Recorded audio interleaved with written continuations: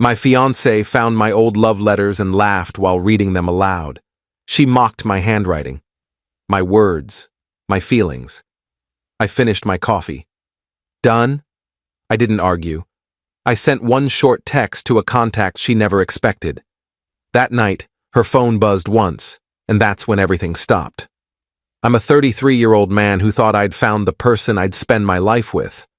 I'm a graphic designer who works mostly from home, and I'd been with my fiancée for 2 years. We got engaged 6 months ago in what I thought was a mutual decision built on love and respect. She works in marketing at a tech startup, ambitious and driven in ways I admired. We lived together in my apartment, a place I'd owned for 5 years, filled with my things, my memories, my life before her. Last Saturday morning started normally enough. I was in the kitchen making coffee, scrolling through work emails on my phone. She was supposed to be getting ready for brunch with her friends, but I heard her rummaging around in my office closet where I keep old boxes of stuff I haven't sorted through in years. "What are you doing?" I called out. "Looking for that photo album you mentioned," she yelled back. "The one from college." I didn't think much of it. She'd asked about my college days the night before, wanted to see pictures. I told her there was an old album somewhere in my office closet, buried under boxes of textbooks and random junk I'd never thrown away. 10 minutes later, she walked into the kitchen with a shoebox I hadn't seen in probably a decade. My stomach dropped when I recognized it. "Found something way better than photos," she said, grinning. She sat down at the kitchen table and opened the box. Inside were letters. Handwritten letters I'd written when I was 19, during my first serious relationship. Letters I'd never sent because we'd broken up before I could give them to her. Letters I'd kept because I was sentimental and stupid and 19. "What are these?" she asked, but she was already pulling one out, unfolding it. "Those are private," I said, walking over. "Can you put them back?" She ignored me, started reading aloud. "Every time I see you, I forget how to breathe properly. Is that normal? Because I'm pretty sure I'm oxygen deprived around you?" She laughed. Not a kind laugh. A mocking one that made my chest tighten. "Oh my God, this is so cringe. Did you actually write this?" "Stop," I said. "Seriously, put them back." She pulled out another one, clearly enjoying herself now. "I know we're young, but I can't imagine loving anyone the way I love you. You're my person. My always." She snorted, actually snorted. "Your person? What are you, a character in a bad romance novel? This is gold." I felt my face getting hot. "I was 19. Can you please stop?" "Look at this handwriting," she said, holding up one of the letters toward the light like she was examining evidence. "It's so messy. And you spelled definitely wrong. DEFINATELY. Did you even graduate high school?" "I was writing fast. It's a first draft. I wasn't planning on—" "Your smile makes me believe in magic," she read, barely able to contain her laughter. "Holy shit, you were such a sap. Still are, I guess. No wonder you're always so emotional about everything." I stood there, holding my coffee mug, feeling like I'd been stripped naked in front of strangers. These weren't just old letters. They were pieces of who I'd been. Vulnerable, earnest, believing that words mattered and feelings were worth expressing. They were from a time when I thought being honest about emotions was strength, not weakness. "Are you done?" I asked quietly. "Wait, there's more." She shuffled through the box like she was searching for treasure. "I'm not good with words. Well, that's obvious. But I need you to know that you changed me. Before you, I didn't think I was capable of feeling this much." She looked up at me, wiping tears of laughter from her eyes. "Dude, this is painful. This is like reading a teenage diary. Were you always this dramatic?" I set my coffee down, carefully, calmly. "Yes, I'm done now." "There's like 20 letters here. Come on, I want to read more. This is hilarious." "No." Something in my voice made her look up. The smile faltered slightly. "What's wrong? I'm just teasing. Can't you take a joke? You're mocking me. It's just funny. You have to admit this stuff is over the top. You're my person? Come on. It's how I felt, at 19, about someone I cared about. Yeah, someone who isn't me, she said, her smile fading more now. Should I be worried you still have love letters to an ex? That's kind of weird, don't you think? I forgot they existed until you dug them up. And even if I remembered, they're mine. Private. You had no right to read them, let alone mock them. Oh, come on. Don't be so sensitive. It's not that serious. It is to me. She rolled her eyes. Whatever. If you can't laugh at your younger self, you're going to have a miserable life. You take everything so personally. She put the letters back in the box, but left it on the table. I'm meeting the girls. We'll talk later when you've calmed down. She grabbed her purse and left. The apartment door closed behind her with a soft click. I stood in the kitchen, staring at that shoebox, feeling something shift inside me, something fundamental and irreversible. See, here's the thing she didn't know. Those letters? They weren't just teenage melodrama. They were from a period of my life when I was dealing with my father's terminal illness. My first girlfriend had been there through the worst of it. And those letters were me trying to process grief and love and fear all at once.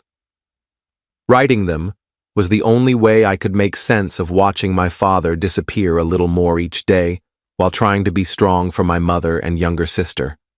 I never sent them because my girlfriend broke up with me 2 weeks before my father died, said she couldn't handle the heaviness anymore, that she needed to focus on her own mental health. I didn't blame her then, and I don't blame her now. We were kids dealing with adult pain. The letters stayed in that box because they weren't really about her. They were about me, trying to find solid ground when everything was falling apart.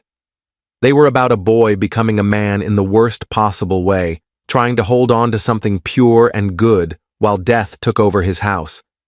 They were private not because I was pining for an ex, but because they represented the rawest, most vulnerable version of myself I'd ever been. And my fiancé had just used them as entertainment, treated my teenage grief like it was a comedy sketch. I picked up my phone, scrolled through my contacts, found the one I needed, her older sister, the one she barely spoke to, the one she'd mentioned exactly twice in 2 years, always with tension in her voice, always changing the subject quickly. I'd met her sister once, briefly, at a family gathering my fiancé had reluctantly brought me to. We'd talked for maybe 10 minutes while my fiancé was in another room. She'd seemed nice, grounded, tired of family drama, but not bitter about it. Before she'd left that day, she'd given me her number and said, "If you ever need to know the truth about anything, call me. I mean it. I know how she is." At the time, I thought it was weird, maybe even inappropriate. Now, I understood exactly what she'd meant. I sent a text. "This is your sister's fiancé. We need to talk. It's important." The reply came 30 seconds later. "I've been waiting for this message for 6 months. Coffee tomorrow, 10 a.m. We met at a cafe downtown, one I'd never been to, far enough from our usual spots that we wouldn't run into anyone we knew. She was already there when I arrived, sitting in the back corner with 2 cups of coffee waiting on the table. "Black, right?" she said as I sat down. "I remember from the party. You're one of those people who actually likes the taste of coffee." "Yeah, thanks. So what finally made you reach out?" She leaned back in her chair, looking tired but not surprised. "Let me guess. She found something personal and used it against you." I told her about the letters, about the mocking, about the feeling that I'd been seeing signs for months but ignoring them, explaining them away, making excuses. She nodded slowly, like I was confirming something she already knew. "The cruelty? Yeah. She did that with my wedding vows," her sister said quietly. "I got married 4 years ago. Small ceremony, very personal. I wrote my own vows, spent weeks on them. They were about my husband's kindness, his patience, the way he made me feel safe. Real things, true things." She paused, stirring her coffee. "She got a copy of the program at the wedding. 2 days later, she posted them on social media with commentary about how basic and uninspired they were. Tagged me. Her friends all piled on, making jokes. One of them said I must have copied them from Pinterest. Another said they were so boring she fell asleep reading them. I felt sick. Jesus, I'm so sorry. I haven't spoken to her since 4 years. She never apologized. When I confronted her, she said I was being oversensitive, that she was just having fun, that if I couldn't take a joke, that was my problem. Said I was making a big deal out of nothing and that I should be flattered she paid enough attention to read them at all. Why are you telling me this? Because you're going to marry someone who thinks vulnerability is weakness. Someone who sees genuine emotion as something to mock. Someone who will take the most private, sacred parts of you and turn them into entertainment for her friends. And I want you to know that before you do. Before you waste years trying to figure out why you never feel safe with her. Is there more? She hesitated, looking down at her coffee. There's always more with her. But that's not my story to tell. What I can tell you is that she has a pattern. She finds people who are kind, who are open, who feel things deeply, and then she slowly dismantles them, makes them feel stupid for caring, for trying, for being human. By the end, they don't even recognize themselves anymore. Why? I've wondered that for years. Talked to my therapist about it. Best I can figure, she's deeply insecure about her own inability to connect with people on that level, so she tears down anyone who can, makes herself feel superior by making others feel small. It's easier than admitting she's empty inside. That's awful. It is, but it's who she is. She slid a piece of paper across the table. That's the name and number of her ex-boyfriend, the one before you. She told you he was crazy, right? Controlling? Unstable? Maybe even abusive? Yeah. Said he had anger issues, that she had to get a restraining order. None of that happened. He's a kindergarten teacher who volunteers at animal shelters on weekends, cries at Disney movies. The restraining order never existed. Call him. Ask him why they really broke up. I took the paper, my hand shaking slightly. Why are you helping me? Because someone should have helped him. Someone should have helped me. And because despite everything, I don't actually hate my sister. I just can't watch her destroy people anymore, without at least trying to warn them. I've been carrying guilt for 4 years about not reaching out to you sooner. When I met you at that party, I saw how you looked at her, how gentle you were, and I knew. I knew she'd eventually do this to you. I'm sorry I didn't say something then. Why didn't you? Because I didn't have proof, just a feeling. And who believes the estranged sister? But now you're here, and that means she's already started. So now I'm telling you. Run. I called the ex that night, after my fiancé texted that she was staying at her friend's place and needed space. He was hesitant at first, but when I explained who I was and what I wanted to know, he opened up. She found my journal, he said, his voice quiet. I kept a journal, had for years since high school. It was therapy for me, you know? A place to process things. She read it without asking, then used things I'd written, private thoughts, fears, insecurities, against me in arguments. Would quote my own words back at me to make me feel pathetic. How long were you together? 3 years. 3 years of slowly being eroded. Took me 2 years after to stop feeling like everything I thought or felt was wrong. I'm in therapy now, still working through it. Did she ever apologize? No. She said I should be grateful she cared enough to want to understand me better. That reading my journal showed how invested she was. That if I had nothing to hide, I shouldn't mind her reading my private thoughts. By the end, she had me believing it was my fault for having boundaries. I'm sorry that happened to you. I'm sorry it's happening to you. Because it is happening, even if you don't see the full picture yet. My advice? Get out now. Don't wait like I did. That night, when she came home from her friend's place, I was sitting in the living room with the shoebox of letters on the coffee table. I'd spent the afternoon reading them for the first time in years, crying over the boy I'd been, grieving for my father all over again. "Oh, you're still mad about that?" she said, dropping her purse on the couch. "I told you, it was just jokes. You really need to lighten up. Why did you and your sister stop talking?" Her face changed immediately. The casual mask dropped. "That's none of your business. Why did your ex really leave? I told you he was—" "I talked to him. And to your sister." She went very still, like a predator that's just spotted movement. "You did what?" "I needed context. For the letters. For a lot of things, actually. For all the times you've made me feel crazy for having feelings. You had no right to contact them. You had no right to read my private letters and mock them. But here we are. This is different. Is it? How?" She sat down slowly, calculating. I could see her trying to figure out what they'd told me, how much damage control she needed to do. "What did they tell you?" "The truth, I think. About how you treat people. About patterns I've been ignoring for months because I kept telling myself you were just stressed from work, or tired, or having a bad day.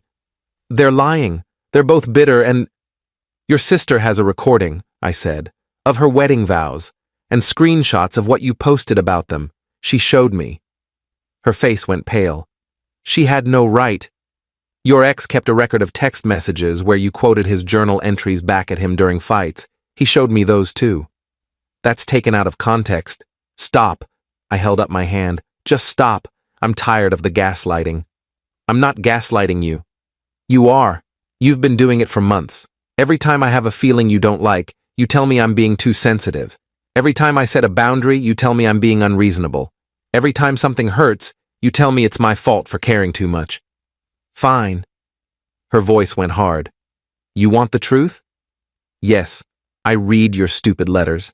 Yes, I thought they were ridiculous. Because they were. You were a melodramatic teenager writing cringe poetry to a girl who didn't even appreciate it. It was pathetic then, and it's pathetic that you kept them. You don't get to decide what mattered to me. And you don't get to be so fragile that you can't handle a little teasing. Grow up." It wasn't teasing, it was cruelty. There's a difference, and you know it. She stood up, her jaw tight. "If you're this upset over some old letters, maybe you're not ready to be married. Maybe you're too weak for a real relationship. You're right. I'm not ready. Not to you." The silence was deafening. "What?" I pulled the engagement ring off my finger, set it on the coffee table next to the shoebox. "We're done. Over some letters? Are you insane? Over the fact that you think vulnerability deserves mockery. Over the pattern of treating people's feelings like they're jokes. Over the realization that you're not the person I thought you were. Over the fact that I can't trust you with the softest parts of me. You're overreacting. This is insane. Maybe. But I'd rather overreact than spend the rest of my life wondering when you'll use my words, my feelings, my private thoughts against me. I'd rather be alone than be with someone who makes me feel small. You can't just— We're engaged. My parents already sent out save the dates. We're engaged. Past tense. And you can explain to them why the wedding's off." She grabbed her phone. "You're going to regret this. You're making a huge mistake." "Probably not." She called someone, put it on speaker, probably hoping whoever it was would talk sense into me. I realized it was her mother. "Mom, he's breaking up with me. Over nothing. Over some stupid old letters. Tell him he's being ridiculous." Her mother's voice came through, tired and unsurprised. "Sweetheart, what happened?" "I found some old love letters he wrote to an ex and made a few jokes about them, and now he's—" "You read his private letters?" Her mother interrupted. "They were just sitting there in a box. Did you ask permission?" No, but they were just—" "Did he ask you to stop reading them?" "Yes, but they were so funny Goodbye, sweetheart. I'll call you later." The line went dead. My fiancée stared at her phone in shock. She hung up on me. My own mother hung up on me. Seems like it. This is your fault. You turned her against me. You turned everyone against me. I didn't have to. You did that yourself. She grabbed her things, shoving them into her purse violently. I'm staying at a friend's tonight. When I come back tomorrow, you better have changed your mind. You better have that ring back on your finger and an apology ready. I won't have. We'll see about that. She left, slamming the door hard enough to rattle the pictures on the wall. I sat in the quiet apartment, feeling lighter than I had in months, like I'd been carrying a weight I didn't even know was there. The next day, her mother called me directly. I owe you an apology, she said. I've watched my daughter do this to people for years. I kept hoping she'd grow out of it, that she'd mature, that she'd learn. I'm sorry I didn't warn you. I'm sorry I let you get engaged to her without saying something. It's not your fault. She gets it from her father. He was the same way. Found people's vulnerabilities and exploited them for entertainment. Made people feel stupid for having emotions. I divorced him when she was 12, but the damage was done. She watched him do it to me for years, and then she learned to do it herself. She'll be by tomorrow to get her things. I know. She called me crying last night. Genuine tears, probably the first real emotion I've seen from her in years. I told her if she wanted sympathy, she'd need to start by apologizing to you, her sister, her ex-boyfriend, and everyone else she's hurt. Did she? She hung up on me. Again, my ex-fiancée did come by to get her things. Brought 2 friends as backup, probably expecting a fight. I stayed in my office with the door closed while they packed up her belongings. I could hear her talking to her friends, spinning the story, painting herself as the victim. He's just so oversensitive, she said. Can't take any criticism. Can't laugh at himself. I dodged a bullet, honestly. One of her friends knocked on my office door before they left. For what it's worth, she said quietly when I opened it, I think you made the right call. She showed us the letters last night. They were sweet. She was being cruel. We told her that. She didn't listen. She never does. They left. The apartment was mine again. I spent that evening boxing up everything that reminded me of her, putting it in storage. I kept the letters, though. Put them back in the shoebox, back in the closet. This time I knew exactly where they were. 3 months later, I ran into her sister at a bookstore. We grabbed coffee and she told me my ex had tried to reconcile with her, sent a long email about misunderstandings and moving forward and letting go of the past. Her sister had replied with one line, apologize for the vows first. She never did. 6 months after the breakup, I started dating again. Nothing serious, just coffee dates and casual dinners. I met someone who asked about my past, and I told her about the letters. She asked if she could read one. I said no, they're private. She smiled and said, good. That's how it should be. Some things are just yours. That's when I knew I'd learned the lesson I needed to learn. I'm doing better now. Still processing, still healing. I started therapy to work through why I ignored the red flags for so long. My therapist says I have a pattern of making excuses for people who don't deserve them, of seeing potential instead of reality. We're working on it. I also dug out those old letters and actually read them properly for the first time in over a decade. They were melodramatic and messy and earnest. They were also honest in a way I'd forgotten how to be. They were written by a boy who wasn't afraid to feel everything fully, even if it meant risking embarrassment or pain. I'm trying to get back to that version of myself, the one who believed that being vulnerable was brave, that expressing emotion was strength, that words mattered and feelings were worth protecting. The biggest lesson I learned is that the right person doesn't make you feel stupid for caring. They don't weaponize your vulnerability or turn your honesty into entertainment. They don't mock the soft parts of you that took courage to show. And if someone does those things, it doesn't matter how much you love them or how much time you've invested, they're showing you exactly who they are.